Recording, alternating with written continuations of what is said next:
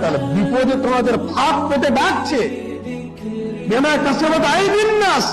তোমরা তোমাদের দুই হাতের কামাই দিয়ে বিপদে পা দিচ্ছ।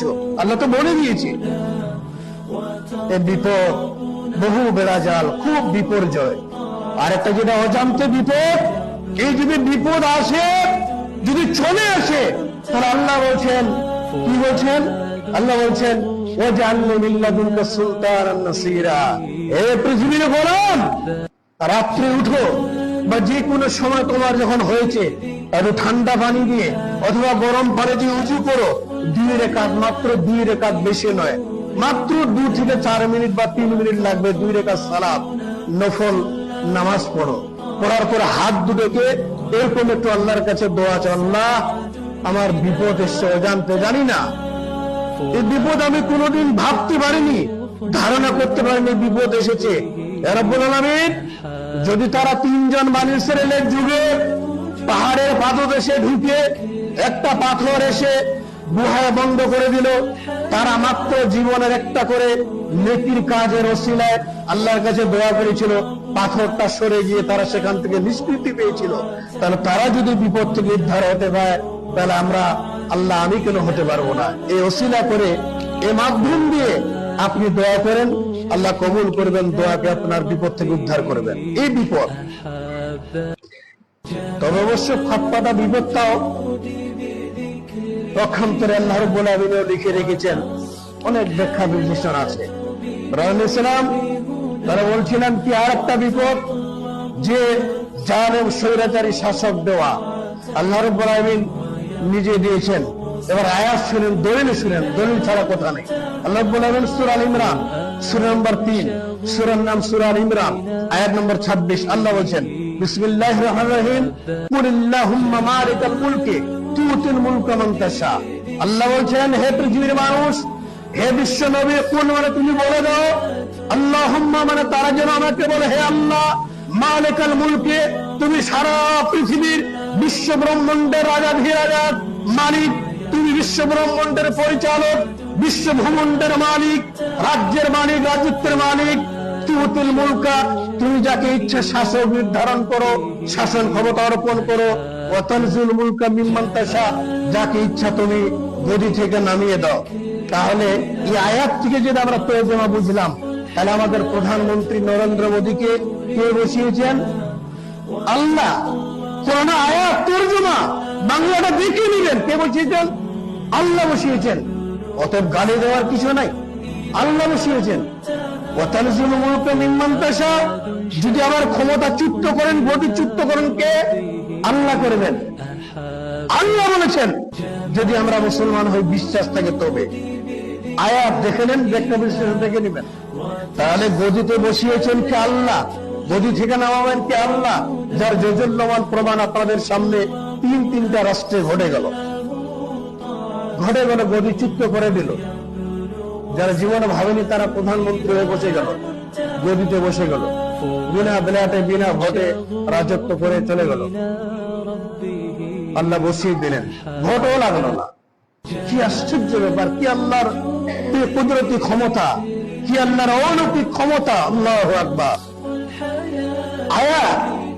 আয়াত আল্লাহ বলছেন, এই জন্য বলছেন জাহারাল ফাসাদু ফিল বাররি ওয়াল বাহরি, যত রকমের বিপর্যয়, ফিতনা, ফাসাদ, সমস্ত রকমের ফিতনা ফাসাদ যে মানুষের কাছে নেমে এসেছে স্থলে এবং জলে, সব বিমা কাসাবাত আইদিন নাস, সব মানুষের 2 হাতের কামাই।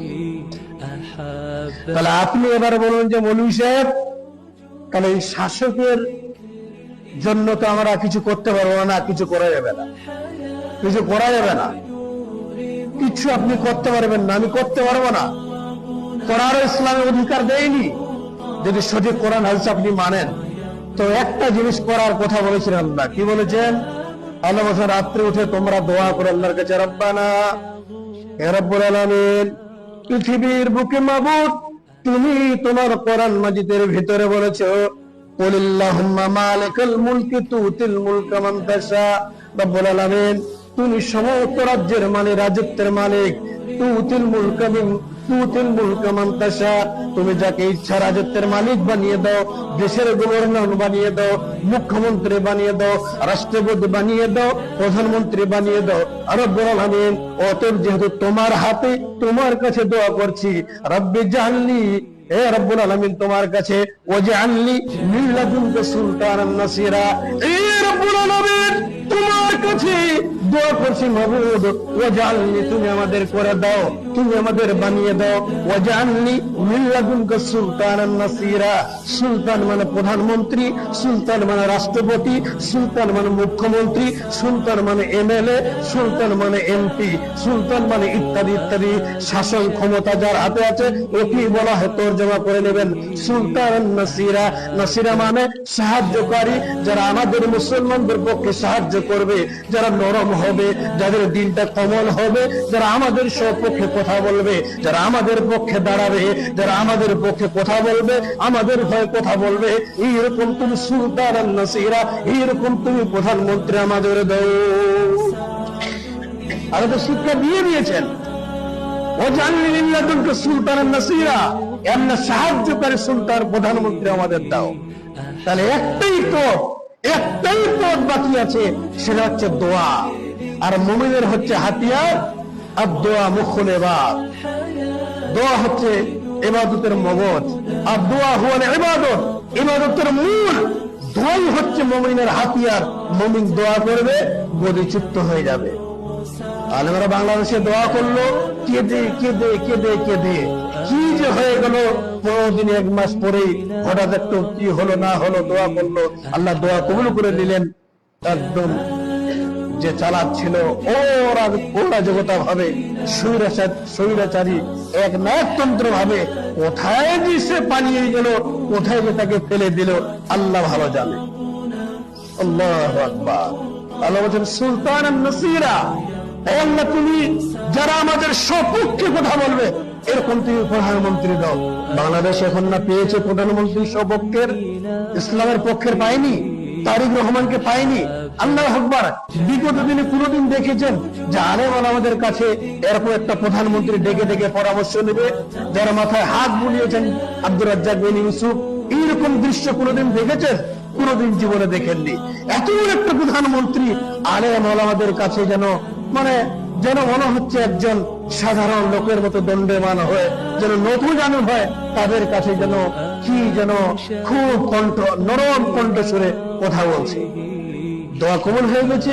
সুলতানান নাসিরা, তাদের মতো করে আল্লাহ একটা সাহায্যকারী সুলতান প্রধানমন্ত্রী আল্লাহ দিয়ে দিয়েছে। তাহলে আমাদেরকে দিতে পারেন না? দিবেন, কিন্তু আমরা ভুলে গেছি, হাতিয়ার দোয়াটা ভুলে গেছি। দোয়া করতে হবে ব্রাদার ইসলাম, চিন্তার কোনো কারণ নাই। আমাদের জন্ম ভারতেই, এই দেশের মাটিতে আল্লাহ যেহেতু করেছেন, অতএব আল্লাহকে খালি এইটা বলবেন, হে রব্বুল আলামিন এই দেশে 14 গোষ্ঠী চলে গেল, কবর এই দেশের মাটিতে আছে, অতএব এখন যে আরামকে হারাম করে দিয়েছে, যে জালেম, যে স্বৈরাচারী, যে অশান্তির একটা দাবানল সৃষ্টি করে দিয়েছে, রব্বুল আলামিন এখান থেকে আমরা আর কোথায় যাব?